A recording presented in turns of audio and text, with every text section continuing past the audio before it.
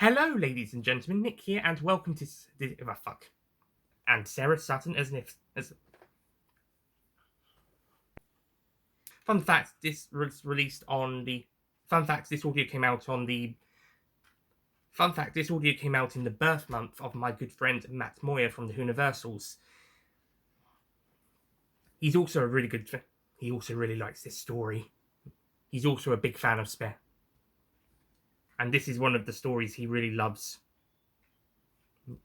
And alongside Chimes of Midnights, this is and alongside fellow 2002 story and one of the other two stories regularly considered the best of Big Finish, the Chimes of Midnight. This story was released, and this is one of his favourite Doctor Who stories, alongside the Chimes of Midnight, which was released a few months earlier. And those two, this story and that story, are widely considered the best two Big Finish audios ever. Then again, Jubilee and most of the other Robert Shearman audios. Then again, fans of the other Robert Shearman audios might argue that, but Spare Parts is definitely the most popular non-Robert Shearman written Big Finish audio. As this story takes a different lot, whilst Spare Parts itself takes place.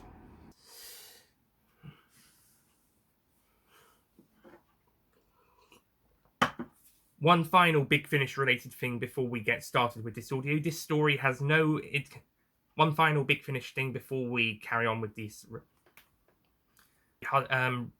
However, the one remaining crew member of the ship not accident. However, one. So yeah, it soon.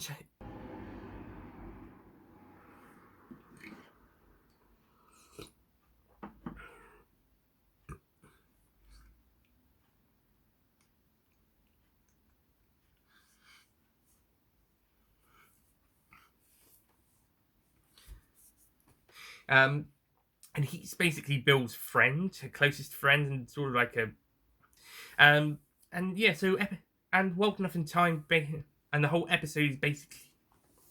So that's kind of like an early version of the battling the and it's really pretty intense. It's a shocking, very shocking.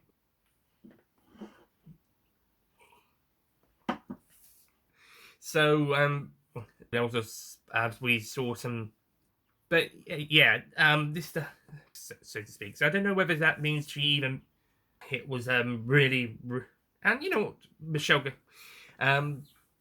but yeah. Even though we had quite a few great episodes of this series, so don't expect this to come very. So the three Time Lords and Nardole and Cyber Bill have to escape and head up to a floor. So the three Time Lords, Bill and Nardole, head up to. So the Doctor, the two Masters, Bill and.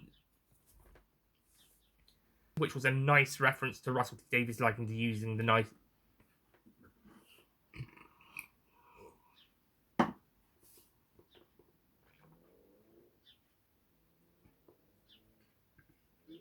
Shut up. So, as mentioned in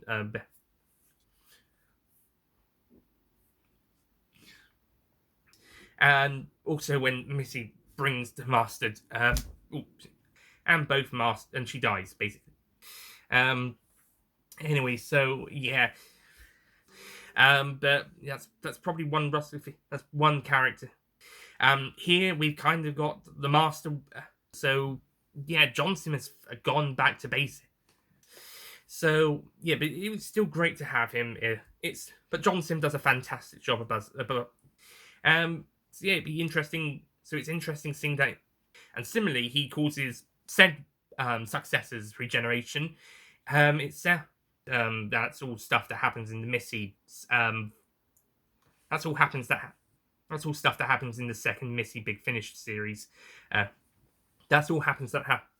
And actually, the end of that I haven't heard those audios, but I've heard what happened. Unless you're going to say how this story connects with unless you're going to talk about the flowchart of unless you're going to talk about the timeline of Missy into, and she kills her predecessor, and she kills her successor because she thinks she. That's just a random suggest. That's not who takes the inspiration. So yeah, it's quite a.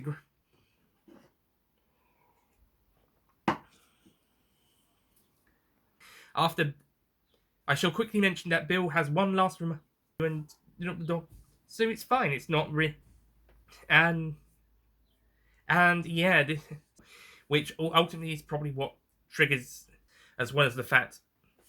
Brink of Death, the Sixth Doctor audio. That's a great one. Brink of Death is also 10th. But whilst we got this sad pre-climax, this episode is so good. It's such an emotional news. And what's more, Murray Gold perfectly capped.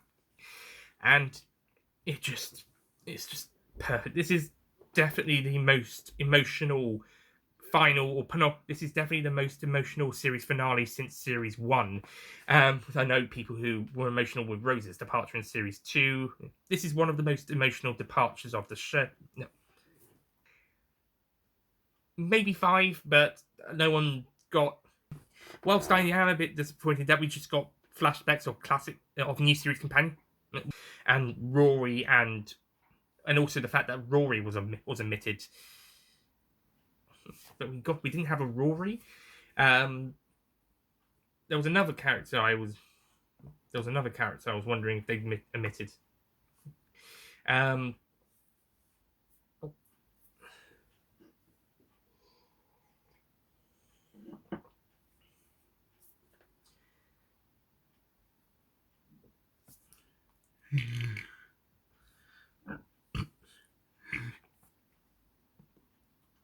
And the First Doctor makes an appearance, played by David but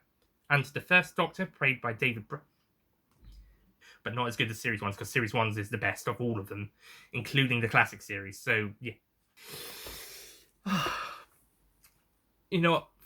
Yeah, technically Sim's a kind of a guest role, but he sort of turns into a major role for the last episode as well. I mean, I suppose you could say Jim, but the Third Doctor definitely had it. It's such a great, this is one of the best looking of the Capaldi, which is probably thanks to mainly down to Rachel Talani, because of her direct is basically one of his.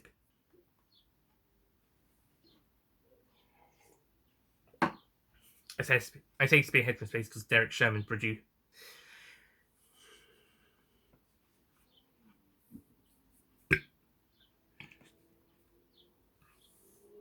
So overall, and in fact, it might even have gotten better. But it's still, when I rewatched it this time round, as well. But when I rewatched it, so that's it from Doctor Who Series 10 and the 12th Doctor's era. That was the epic. Especially series. Well, maybe not so much Series 9, 8 Series 8 one. I'm not. Series 8 one has. Series 8 Doctor has its moments. There were some Series 8 and 9 Series 8 and 9 9th Doctor, but they, especially earlier Series 9, they certainly were. But they certainly weren't as. The one episode that they went to.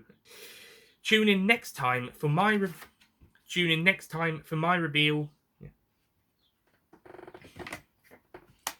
Tune in. Don't forget to click below to subscribe to the Nicholas Payne bonus content YouTube channel.